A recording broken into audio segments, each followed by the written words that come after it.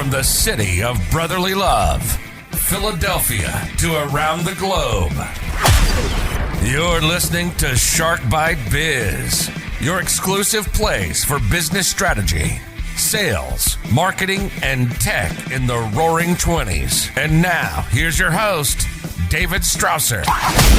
Welcome to another rocking episode of Shark Bite Biz. I'm your host, David Strausser, and this is your place to learn how to grow a business during complete chaos.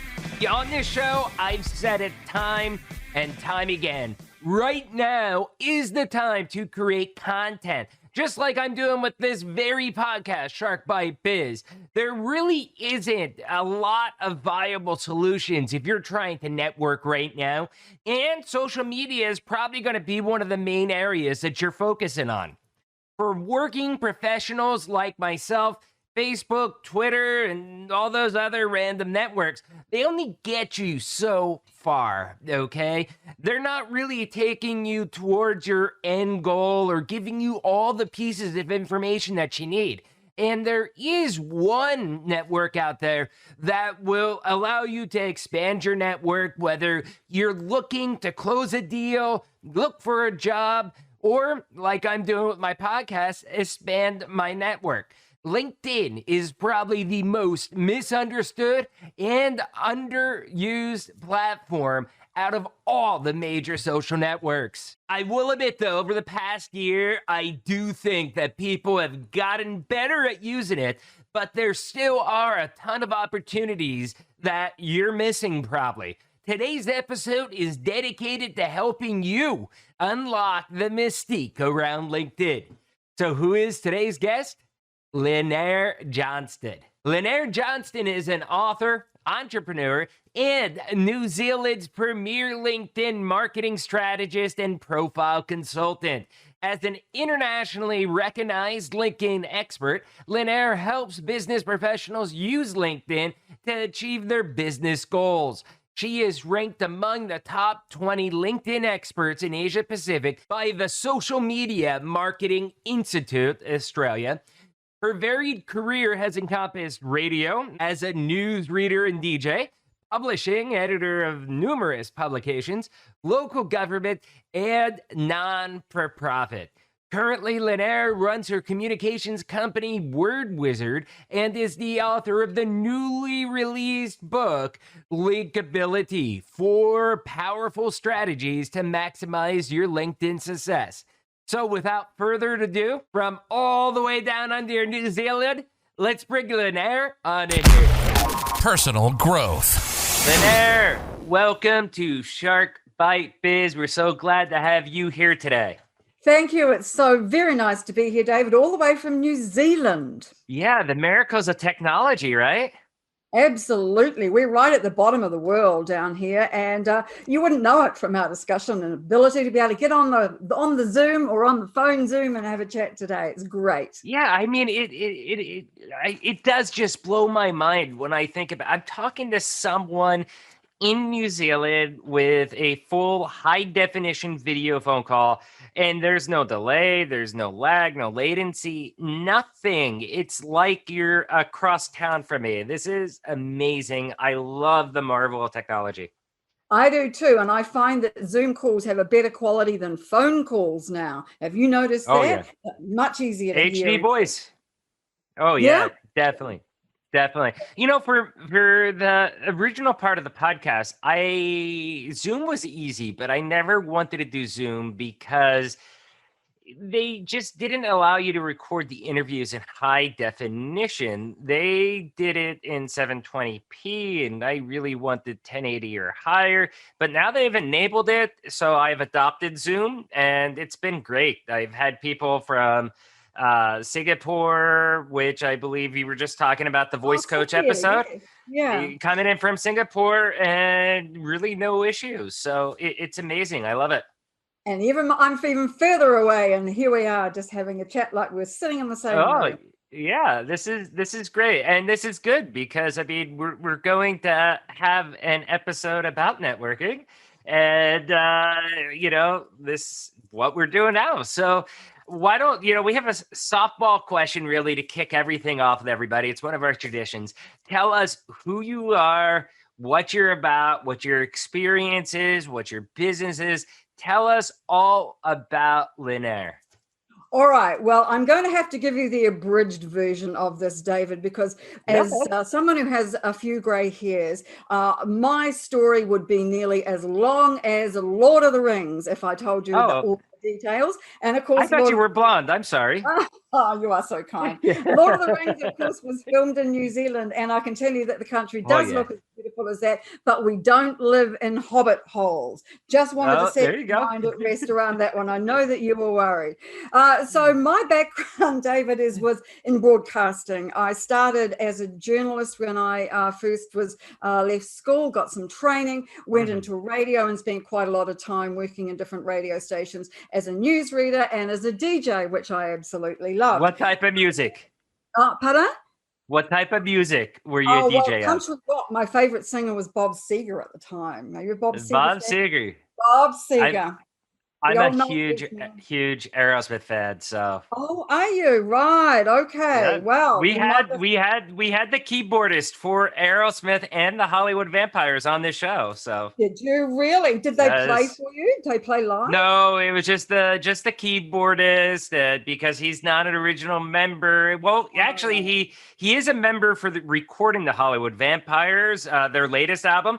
But with Aerosmith, he's not. So that's where you get into rights, royalties, stuff like that. And we decided no, but I've seen him perform live and he sounds amazing.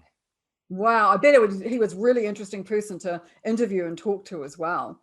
Oh yeah. Great stories. And one of the things I like about being an interviewer, because as a journalist, that's what you get to do, is to talk to people. And I'm just happy to be on the other side of the microphone today. But one of the great joys of my life is being able to interview some really interesting people over time. As I've worked in magazines and in different kinds of publications for different publishing companies. And eventually I went into my own business as a copywriter, where I was writing websites for people. So that really morphed into my interest in LinkedIn. I woke up one day and suddenly realized that there was an ability on LinkedIn to be able to do more than just have it as a CV site. And that was several years ago now. And so the whole idea of LinkedIn has changed. Let me just chip in there. For all of our American friends, CV would be basically the resume. International term for resume. Not everybody's aware of that. I am, because I lived in Peru, and everybody calls it CV down there. But outside the US, I think most companies call it a CV, right? Right. Well, they certainly do in our part of the world anyway, but it's a resume is absolutely right. It's exactly the same thing. And so LinkedIn is now doing much more than that and offering much more than that for people. And it is a way to network with people and to meet people. And you and I will have met, indirectly met via LinkedIn. And that's what I love about it, is the fact that you can meet people, interesting, fascinating people all over the world. So I see it as an extension of my journalism, if you like. Yeah. And so where I've got to my current story is that now I work with LinkedIn and clients for a living. This year I've written a book about it, and I'm considered an international expert by other people, which is really great, because my thing is to help people with their LinkedIn, David. That's what gets me out of bed in the morning, is to be able to share knowledge about LinkedIn and help other people to do it really well. That's great. Now, you also have something on there. I cannot remember it off the top of my head. Sorry, but are you one of the most connected women or people or something like that in New Zealand? No, that honor goes to people in bigger markets like the United States. Okay. And Vivica Van Rosso, no, that's not quite right. She is considered to be one of the top most LinkedIn people in the world. And so there are a lot of people who have a lot more connections than me. But to me, it's not just about the number of people I'm connected to. It's where they are, who they are, and the different kinds of interests that they have, how they can, how they share their knowledge and their expertise, and what I can learn from them, and then in turn pass my knowledge and information onto other people. So, so I'm considered I pulled it an up expert now. Sorry? number one LinkedIn expert. That's what you are. In New Zealand. Yes, in New But Zealand. I'd just like to be a little modest about that one, David, because New Zealand is the size of one of your smaller cities. Yeah. But still, I mean, come on. Don't burst the bubble like that. Let all of us American folk think that it's like this huge giant place. Yeah, okay, all right. Maybe it's a huge giant place, but it's really quite small. And land actually, we're about the size of Great Britain, but we have the population of really only a small city. But we're well spread out, which has been great this year because with the COVID, it's been excellent that it hasn't spread too far in New Zealand. We've been very lucky here, and every day I'm very grateful that I'm a New Zealander, apart from my accent, of course, which people like to make fun of. Do you even have any cases down there currently? I've heard that it was pretty light, right? One or two. It was suggested by someone well known in your part of the world that we were in deep trouble with it, but that was not the case. I'll let everybody guess who that might be, but well, that's another subject for another day. I think so. So what are some things that can really set one LinkedIn profile apart from another? Right. There are quite a number of things, but let me tell you what I consider to be the top 5. So the first thing is a great photo, and you want to have a photo that is head and shoulders and makes you look really smiley. I was going to say attractive, and I don't mean it in that kind of a way. I just mean it that you look nice, that you're a friendly, approachable looking person. So the first thing is a really nice profile photo with you smiling. You need to be smiling. All right. Even if you have jacked up teeth, should you be smiling? Oh, absolutely. I think. I think it's a smile without teeth in that case, if you think that's an issue. But what you want to do is just appear to be a nice person that someone wants to get to know. So the second thing is you will need to have a really good cover image, which is that big box that sits above your photo and behind your photo. And so instead of the default LinkedIn one, you want one that's colorful, that's got on it what you do, maybe your logo, your company name, a tagline, that kind of thing. So you want to have that looking really smart as well, because that's what people will see first. The third thing is a headline. Now, a headline can be 220 characters long, so that's quite a few words. And you can have a full sentence, you could have individual words, you can use emojis in there. A lot of people use emojis to brighten that up. And the idea with that is to tell people what you do, who you do it for, and how they can benefit from that. So that gives somebody a really good understanding of what you do right there front and center. So you also want to have up in that top section your contact details so that people can find you. There's no point in putting up this fabulous profile if somebody can't get hold of you. So you need to have some contact details, and you need to have an about section that is really well written. Now, this is a bit of a hard one for a lot of people to write about themselves, but that's where you tell your story. What you've done, your background, your skills, your strengths, who you are, something quirky, maybe. Should they do that in first person or third person? Yeah, no, first person. Remember, we're trying to be approachable. We're trying to be friendly. So if you write it in the third person, you look really detached. And it makes it read like it's beneath you to be on LinkedIn and talking to somebody. So you don't want to be doing it in the third person. Definitely make it all about me. It's all about me, David. Yeah.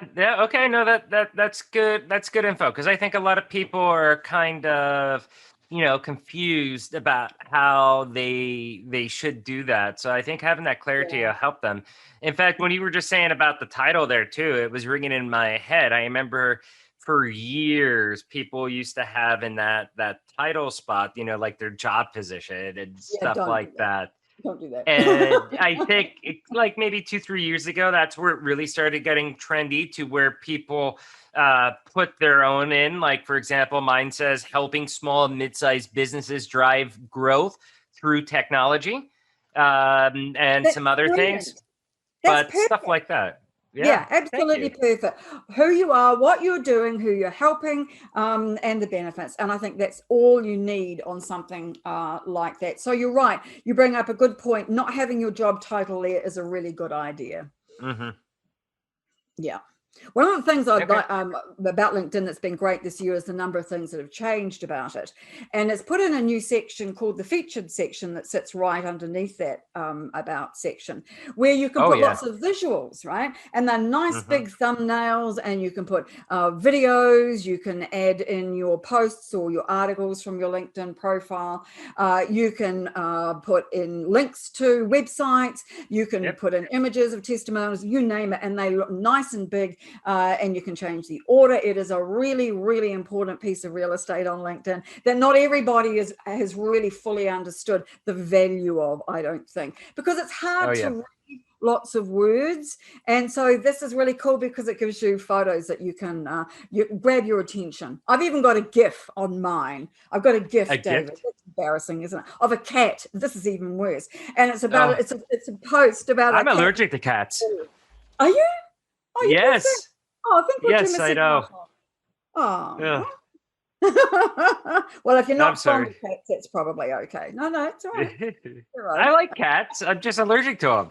Yeah, they do make me sneeze as well, but hey, I think that the hugs are worth it. There you go. There you go. So you yeah, have a cat picture on yours. I do. It's a GIF of a cat going to sleep, standing up. It just drops its head because it's bored with what it's reading. And so I use that as an illustration of how not to bore people to death on LinkedIn, and decided that I would add this GIF because it was it moves, and of course it grabs the eye. And there isn't very much that does move on a LinkedIn profile. In fact, there's nothing that moves on a LinkedIn profile. So to do that, it was quite a sneaky wee way around that. I quite enjoyed that. Yeah, I have a resume infographic that has me with the guitar. That, and I thought that was inspired. I'm glad you brought that up. That is just brilliant because it was colorful. It tells a story in lots of nice little wee kind of angles, and it is easily downloadable so someone can look at it on a bigger screen. I thought that was brilliant. In fact, I decided that if you weren't going to mention it, I was just going to quietly steal the idea.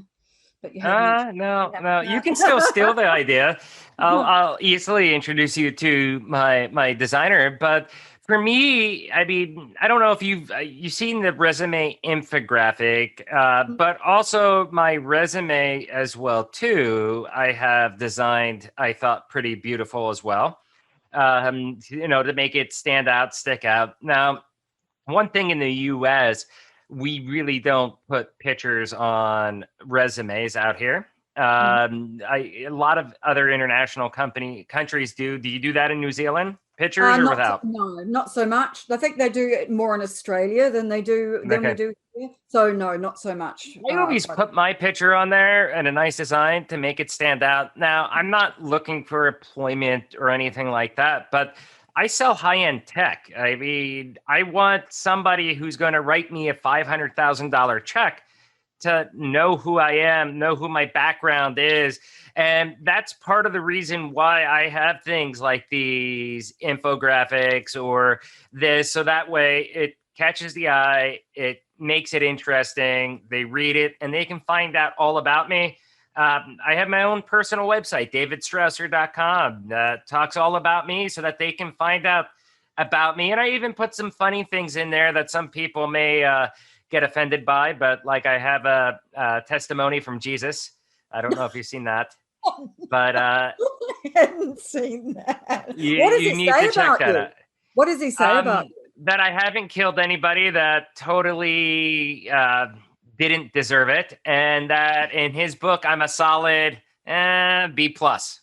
Oh, okay. Well, I have to say that if you've done, you're a B plus in Jesus's book, then you're doing pretty well. Most of us probably wouldn't do as well as that, I don't think. I do things like that because it helps me stand out different. And I like the idea of humor. David, there's not much humor on LinkedIn. People take it really seriously. And so I like the idea of doing something that's a wee bit quirky like that. So I might steal that idea as well.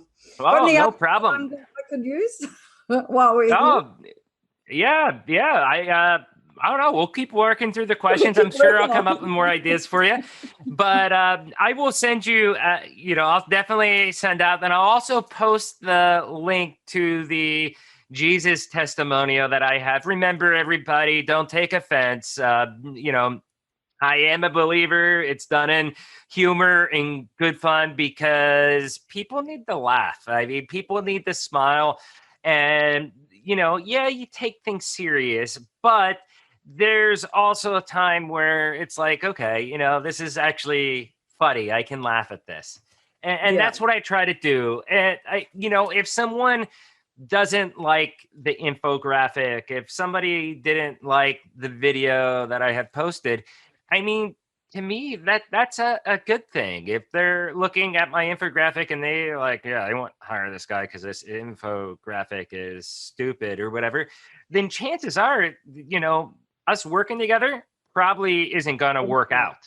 Yeah, so that's another thing to remember about LinkedIn is what you're trying to do is weed out the people who are not a good fit. Right. And that's a good way to do that is to be a bit off the wall. I mean, there'll be people who look at my cat gif and go, oh, what, that woman's mad. And yet, other people to appeal to, people who are not allergic to cats, for example. Yeah. They'll think it's a really cool idea or something a wee bit different. So I get exactly what you're doing. I mean, you can use that in text too, that you can say some things about yourself in your about section that might be a little bit unusual or a wee bit different or personal. Right. The things that you like to do, for example. I'm very personal. Pardon? I am very, very personal. Very personal. I believe in personal relationships with my clients, with my employees, with my prospects, with my bosses. You just cannot avoid it. I am like the Black Plague. I grow on people so bad. And as much as they resist over time, it's like we're best friends. Obviously it depends on the person. If they're not able, if it's an employee, they're not able to respect my authority, they take advantage, then yeah, they're being held at a distance, but most of the people we work with are professionals, they're high caliber, high degree professional experts, subject matter experts, and they respect that. And it allows me to achieve so much more because they're doing it because it's their job, but they're also doing it because they want to help me reach my goals for the region too. Well, exactly. And I think you bring up a really good point. And that's all about the fact that LinkedIn is about people doing business with people and getting to know people and connecting with people. And it's amazing the conversations that you'll have with people. You're not going to meet like everybody that you meet, but you're going to get along with enough people who want to do business with you to have made it all worthwhile. And it's such a no-brainer because, I mean, we're talking about it being networking and social together, but for business. And that's what I really like about it is that because when you're doing business with someone, you always mix in a bit of the personal. You don't just talk about only business, do you? So that's what you can't be transactional. Exactly. So your LinkedIn profile is about building a relationship or allowing a relationship to start to be developed because you've given enough of yourself for people to go, oh yeah, I know that. Or I've got something in common with this person. We don't like cats or whatever it might happen to be. Yeah. Here's a very, very quick story on this subject. My delivery manager, hopefully she doesn't listen to this episode. She may choke me, but great person. She is a technical person, delivery manager. So like project manager type person, very transactional because that's what she does. She performs, they want this, she does that. And it's very transactional like that. And she's learning how to move up to the next level of being a manager. Hopefully we can promote her maybe to our director of professional services in my region next year. And I've been really teaching her, helping her grow to learn the business side of the relationship. And I remember, at the holiday party, I'm very casual, down to earth, very friendly with everybody. And she's like, you're just way too personal. I felt it was weird, and I kind of explained it to her, and I'm teaching her the value of the personal relationships. And the good thing is she's very coachable. So she listened to me, and she's like, okay, I don't know about it, David, but I'll do exactly as you're telling me, and I'm going to try it out. And this whole year, she's been doing that, and she has been unlocking so many doors for us in the region because she's built the personal relationship with people to where they love her because she's a great person and she can perform too. So Right. it's not just transactional. I think that was key. Yeah, and that's, I think, key in a lot of relationships when you're doing business with people. Eventually, it becomes to the point where we only want to do business with people that we do like, and it's all about trust. I think you need to trust somebody, and LinkedIn can help you build that as well. That trust and credibility factor is a major on LinkedIn in terms of what it can help you do. So when you're talking trust, credibility, I mean, besides having, your history, I mean, anybody can write anything, but if you're putting it out in the public forum, it's probably more true than not true. I'm the type of person that I think everybody, especially salespeople, stretch things a little bit, but that doesn't mean that it's untrue. It just means that instead of selling a $17 million deal, maybe it was actually 15.5 million, but in your head you thought it was more 17 million, and that's what you ran with. It's kind of things like that, to where I think it's more true than not true. Recommendations on LinkedIn, I mean, I have 33 recommendations from throughout my career on my LinkedIn profile. Good number. I mean, how does that rank? And does that validate my experience then to the outside world and give me credibility? Absolutely, because on a LinkedIn recommendation, the person who's recommending you has got their name and their face and their job title and who they are right there. Right. So there's no way that you can fabricate that. No fake news going on in your recommendations there, David. It's all true. And those people can be contacted, and you can be checked up on.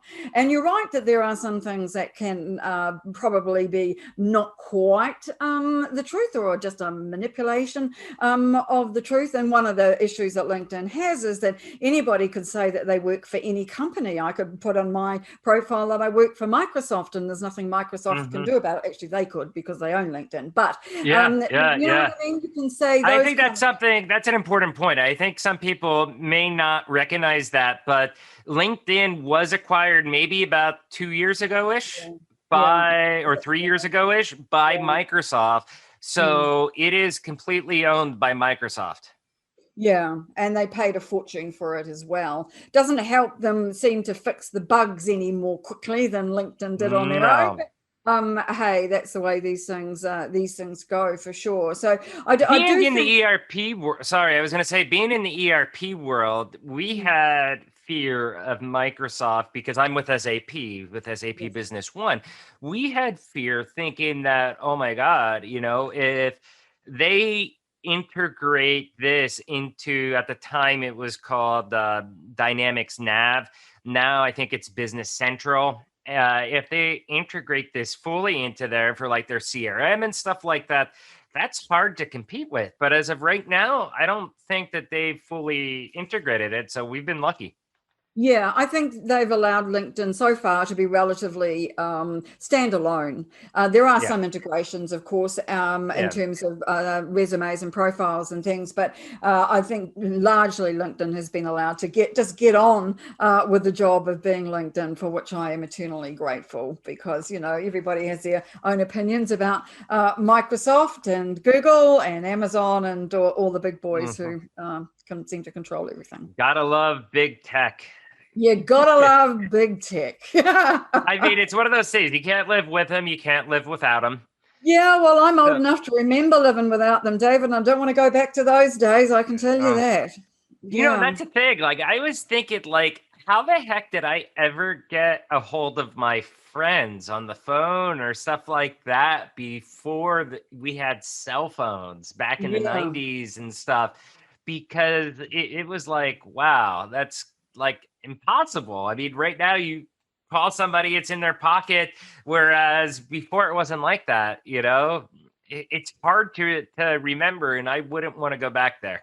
No, me neither. And for a whole bunch of reasons too, in terms of the cell phone and what it can help you do. Help, I'm lost. Where am I, Google? Oh And yeah. being able to find out where you're going and all of those sort of bits and pieces. And have I remembered to bring everything home that was on my list that's on my phone? All those kind of Yeah, things. yeah. Yeah. Yeah. So the recommendation's good because it does help validate the experience.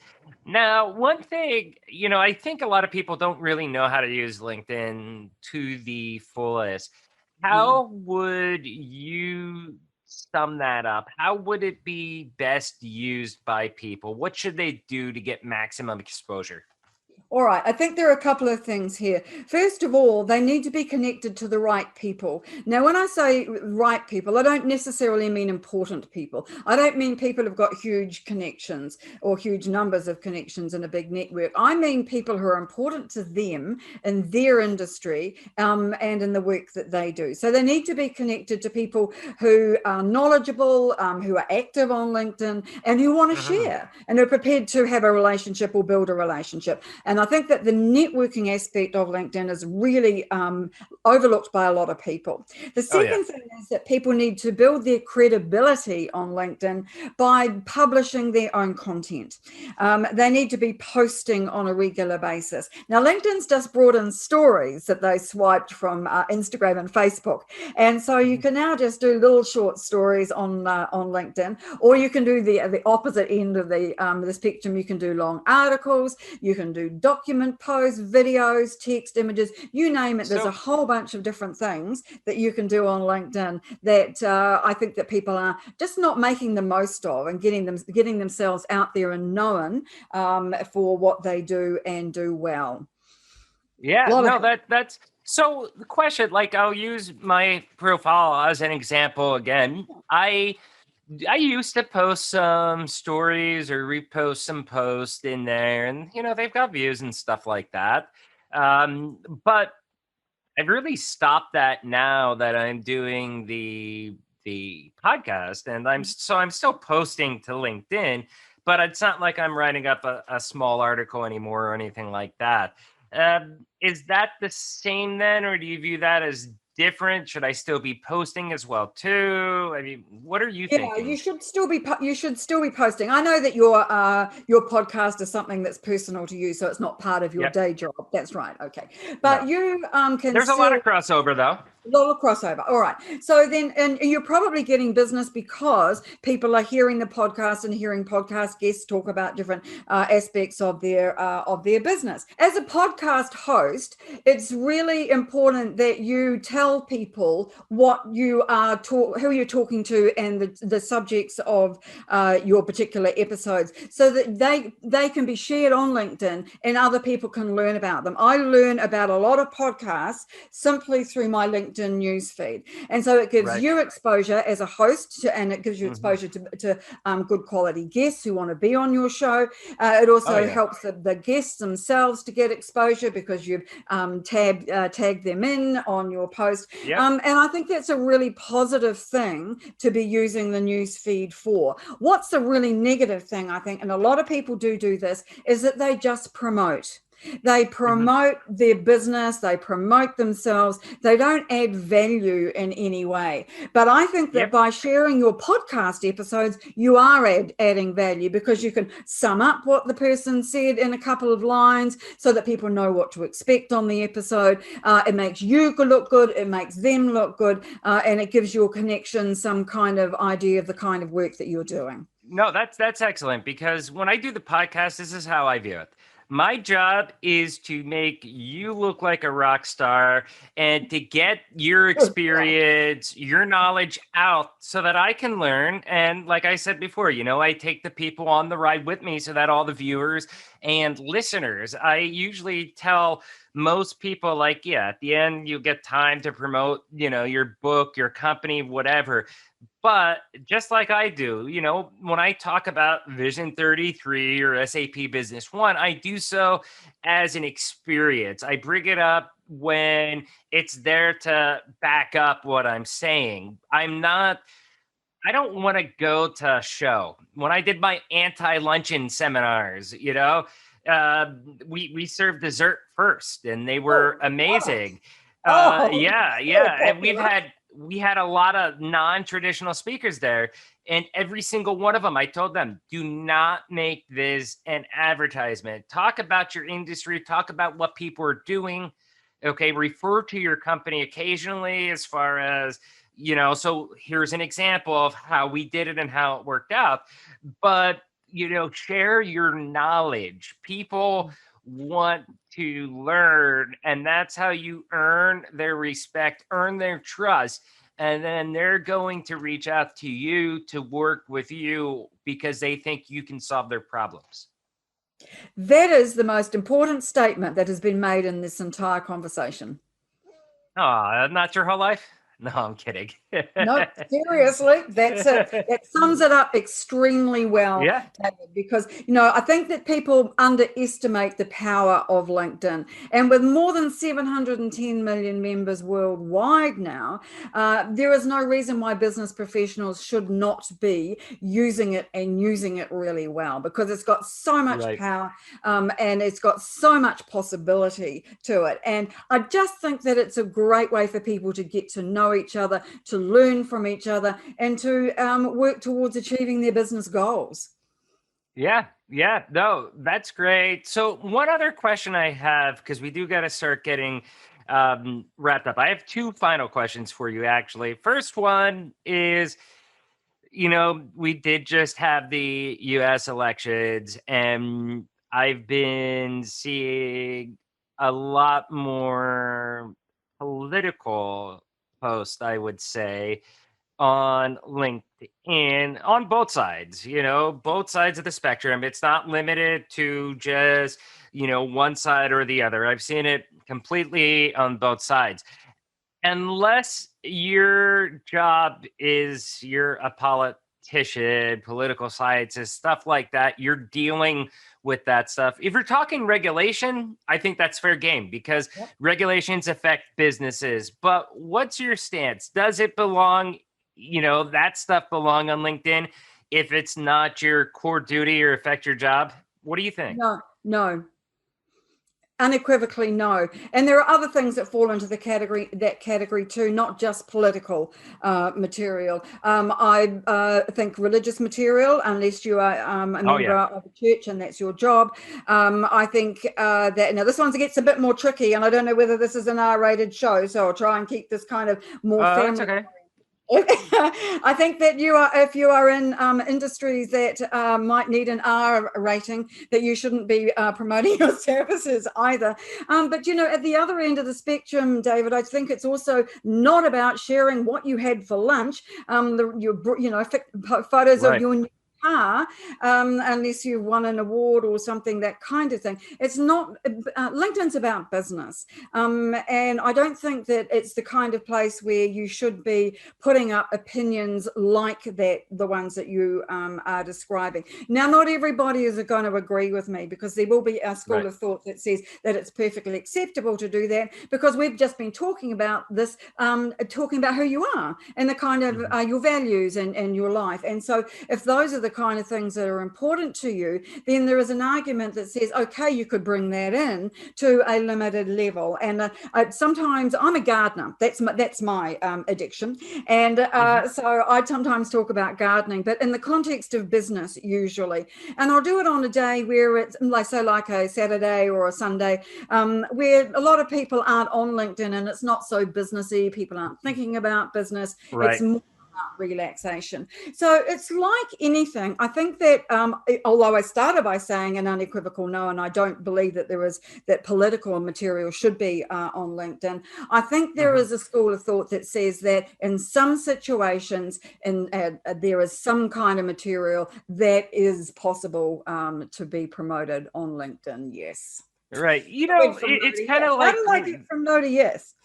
When you want to get that personal, that's where it's like, if there's somebody I want to know at that more granular level, I mean, I'm going to invite you to be friends on Facebook if you want to know my every thought. Then I have a lot of business people on Facebook as well, too. I keep it professional, but I build a lot of good, strong personal relationships that are business orientated because of Facebook, because you're taking it down a deeper level then. And I don't think Facebook LinkedIn is the place to do it at that granular of a level there. I don't think so either. And I try to keep away from all of that myself. And I don't tend to follow people who put their views out there. I think too, particularly David, where they're very polarizing. And in my country, the politics isn't like that. You can really talk about, it's not so black and white or red and blue.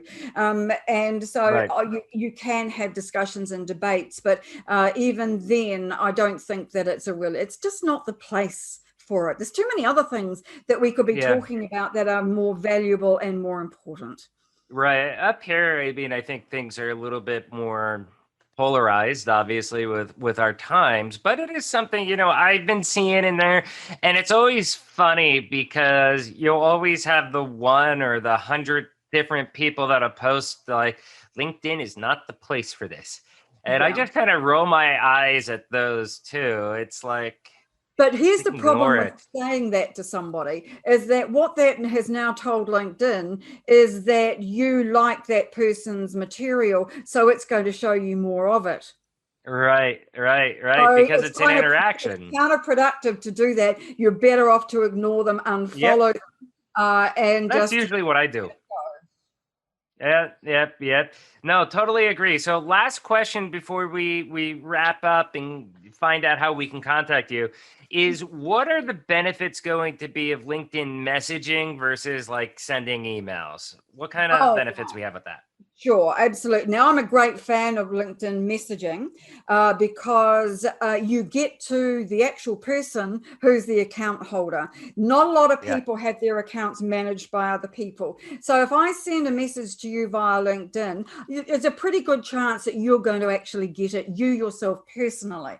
If I send you an email, it could go to your office, it could go to your spam folder, it could go anywhere else, and you may not even get it at all. And you have a tendency, I have a tendency, we all have a tendency to hit that delete button on emails that don't immediately grab us if we don't know who they're from. On LinkedIn, it's easy to send a message to somebody that you're a connection with and remind them how you have been connected.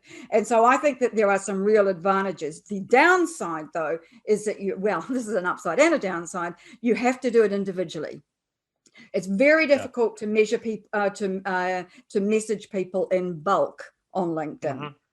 And so, and you can do that with email, of course, but then they're not personalized. So your messages need to be personalized on LinkedIn. I think that's a really important thing to do.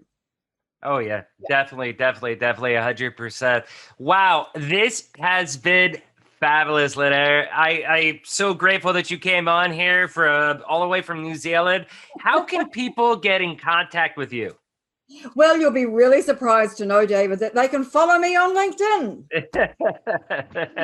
And I'm really visible, and you can find me under my name, which is a little tricky to spell. I understand that. But if you were to type in Word Wizard, which is the name of my business, then that would come up as well. So LinkedIn is my primary source of contact for anybody who wants to get in touch. And if they do want to connect with me, please just say that you listened to me or heard me on David's show, and I'd be really happy to connect with you and help you with your LinkedIn in any way I can. Lynnaire, and I'll also make it easier for them. I will put the link in the description. So whether you're on YouTube, iTunes, Spotify, wherever you're watching or listening this show on, you'll be able to find it right there in the description. Make sure you connect with Linaire, wealth of knowledge. Thank you so much, Linaire, for coming on. This has been a great pleasure. Well, I've really enjoyed it, David. It's been a lot of fun. Thank you so very much indeed for the opportunity. Oh, no problem, Linaire. We can't let you leave yet. We forgot something, didn't we? We did. Linkability. Tell us about your book quickly.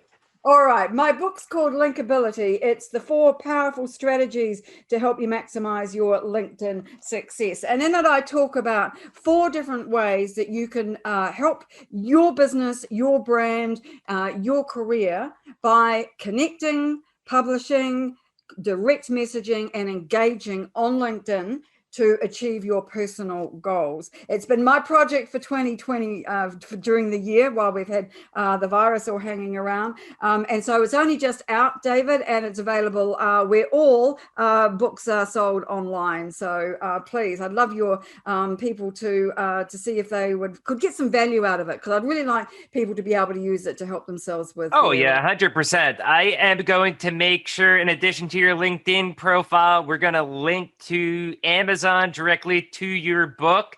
Hey, thank you again, Linaire. Really appreciate you coming on. Thanks so much, David. Yep, cheers. Such an amazing interview with Linaire, right? First, before we give the synopsis of the interview, gotta remember, if you love this interview, make sure you smash that like button, smash that subscribe button, okay? And especially fitting, since we're talking about LinkedIn, please share this interview out there to your network on LinkedIn. Let's get Shark Bite Biz and Lynnaire Johnston trending on social media.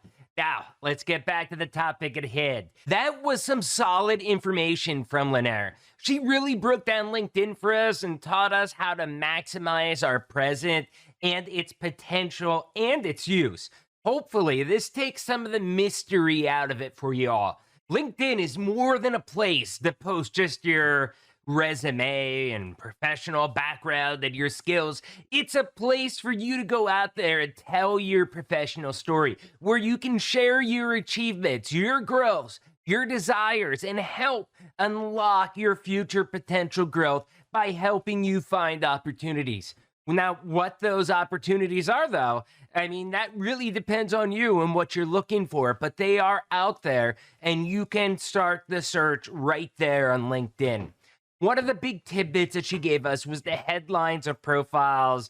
You know, they used to read just your title and company. Then people realized, hey, I can actually maximize my exposure by putting emojis or by using it to describe how I help customers. If you want to look at a good example of the profile, check mine out on LinkedIn, check out Linnaire's. Just make sure that on LinkedIn, you're telling people how you solve problems or provide a service with your headline. And that is so much better than just some random title for a random business that may give zero context of who you are and how you can help me. Another great point that Linaire brings up is about recommendations. Think of them as people validating you did what you did, and they are vouching for you publicly. The more you have, the more accomplished you look. Remember, people do actually judge book by its cover. I mean, it's an unfortunate fact, but they do. Speaking of books, remember, pick up Linnaire's book, Linkability, to learn about the 4 strategies you can use to maximize your LinkedIn success. The link will be in the description below. I've got to say, special shout out from Linaire. She sent this to me from New Zealand. She did not think it would ever arrive. It did. I have it here. She wrote me 2 awesome messages in it, and I cannot wait to bury my head in this book. So yeah, this was a fun video with a lot of great conversation. What did you think? Has LinkedIn helped you? Let's discuss in the comment section below. And as always, if you want to be a guest in the show, you have a great story to tell, or you're an expert just like Linaire, do us a favor, shoot me an email, david@sharkbitebiz.com. I'll make sure you get scheduled, you get on the show, and everybody gets to see you and your story. This has been a good one, and remember, everybody, I'm David Strausser, this is Shark Bite Biz, and we'll see you all next episode. Ciao.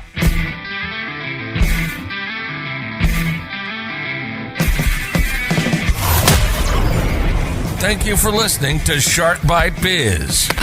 We hope you got some insightful info from this podcast. Be sure to subscribe to us through your favorite podcast app and visit us on the web at www.sharkbitebiz.com. How has business changed for you in the 20s? Email us at podcast@sharkbitebiz.com so you can join us and share your story.